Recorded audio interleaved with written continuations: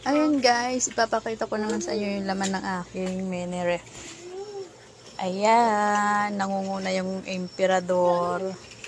Yung takot na takot ka sa ano ba yun?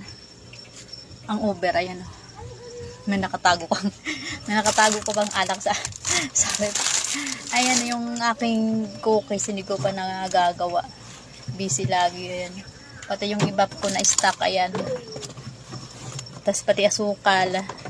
Yung gatas sa ref na kasi nilalanggam. Ayan, baon ng mga knackers. Ayan, baon.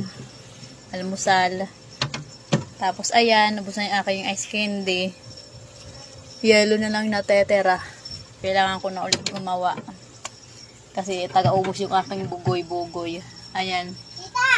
Halika, inom tayo.